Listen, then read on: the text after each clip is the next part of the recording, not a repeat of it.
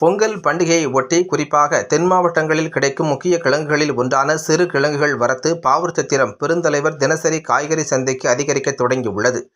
தென்காசி மாவட்டம் பாவூர்சத்திரத்தில் உள்ள பெருந்தலைவர் காமராஜர் தினசரி சந்தையில் பல்வேறு வகையான காய்கறிகள், கிழங்கு வகைகள் விற்பனை செய்யப்பட்டு வருகின்றன.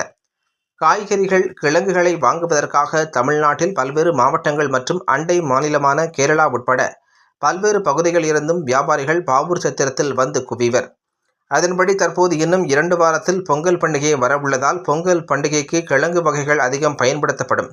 இதனால் தென் மாவட்டங்களில் குறிப்பாக திருநெல்வேலி, தென்காசி, தூத்துக்குடி மாவட்டங்களில் விளைவிக்கப்படும் சிறு கிழங்கு வகைகள் வரத்து அதிகரிக்க தொடங்கியுள்ளது.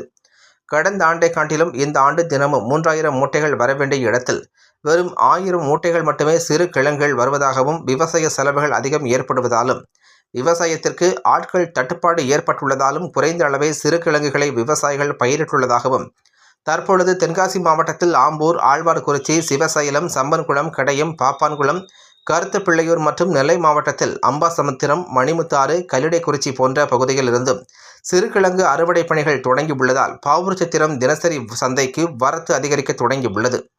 சிறு கிழங்குகளை பொறுத்தளவில் சிறிய அளவு கிழங்குகள் ₹10 முதலும், முதல் தரத்திலான கிழங்கு 1 கிலோ ₹40 வரையிலும், தலைக்கிழங்கு ₹60 முதல் 70 வரையிலும் விற்பனை செய்யப்பட்டு வருவதாகவும், கடந்த ஆண்டை காட்டிலும் இந்த ஆண்டு சிறுகிழங்கு பயிரிடப்பட்ட விவசாயிகளின் எண்ணிக்கை மிகவும் குறைவு என்பதால் குறைந்த அளவே கிழங்குகள் வருவதாகவும், வெளியூர்களில் இருந்து வரும் வியாபாரிகள் போட்டி போட்டு சிறு கிழங்குகளை வாங்கிச் செல்வதாகவும் வியாபாரிகள் தெரிவித்தனர்.